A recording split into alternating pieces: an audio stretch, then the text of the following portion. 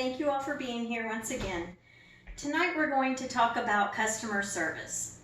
And if you can just imagine, you're at work at McDonald's, you have your little visor on, you're ready to give the greatest customer service, get the customer service award, and in comes a customer, storms through the door with a half-wrapped hamburger in his hands with his fingers pointing north and says, "You can't even imagine how pissed I am." What would you do? Well, I may have firsthand knowledge, or I may not have firsthand knowledge of who that customer was. I do. It was my husband. But we're going to talk about how you would handle that type of customer and how key customer service skills can also apply to everyday life.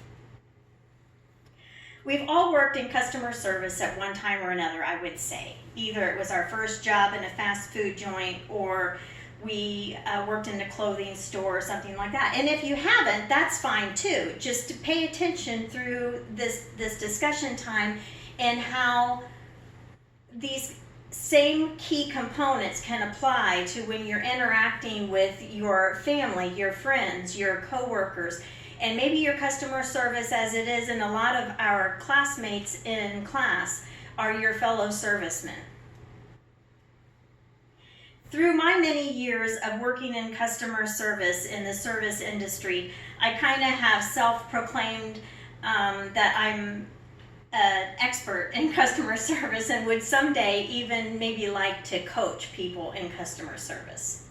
So as we explore these key components, keep in mind how they translate and see if you can recognize them. I agree with author James Baker when he says that great customer service, as well as being a great human being, can be summarized by the golden rule that we learned as children: do unto others as you would have them do unto you.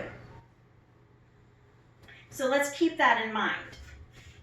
According to Susan Friedman, there are 5 key customer service components. The first one is being genuine. Practice what you preach. Be accountable. Accept responsibility for the actions that may have upset the customer. Be empathetic. Identify and understand your customer's emotions. Put yourself in their shoes. Be innovative, finding great solutions and thinking outside of the box to come up with those solutions to the problems that you've encountered with your customer. And lastly, be trustworthy.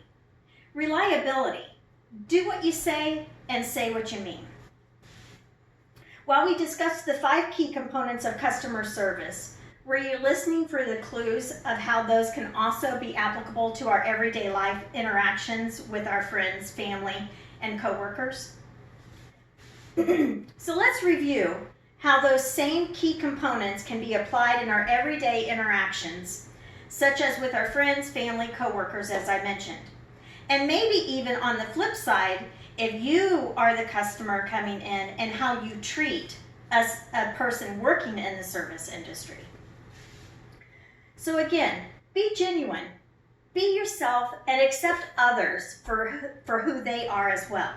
We're having a little bit of trouble with that in our country right now. So that's something that we really need to pay attention to. Be accountable. Answer for your actions and your decisions that you make.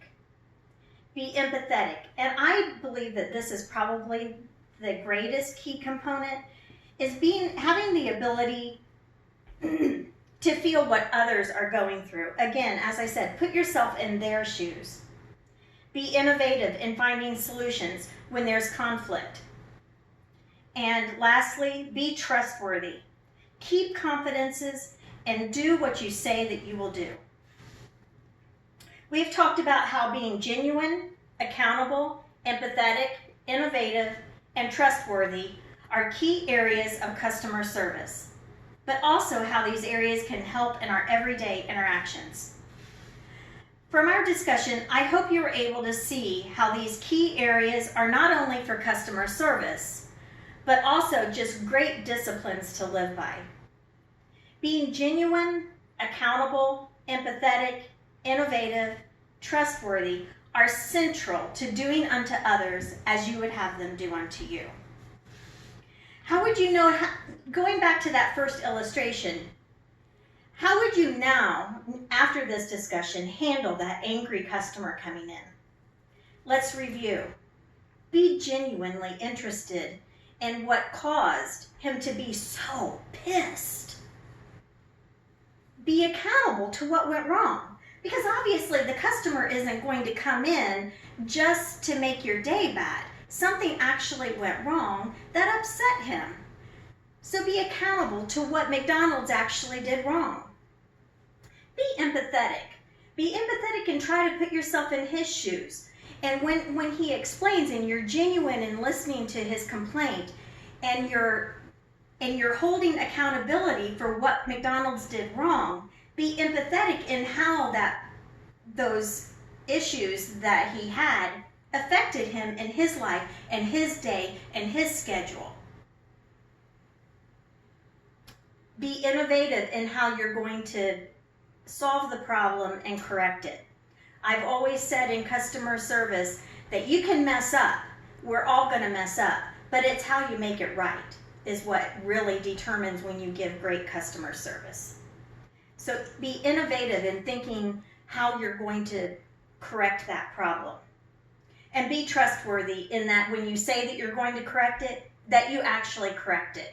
If it means talking to a coworker, taking them aside and doing that in private, then really do it if that's what you say. Tell your customer that you're going to do.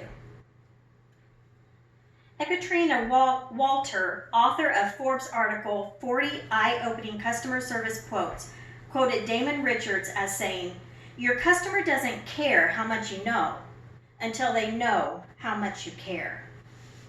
I hope you've enjoyed learning a little bit about customer service tonight, and in turn, also learning how we can all treat each other with a little bit more understanding, compassion, and kindness.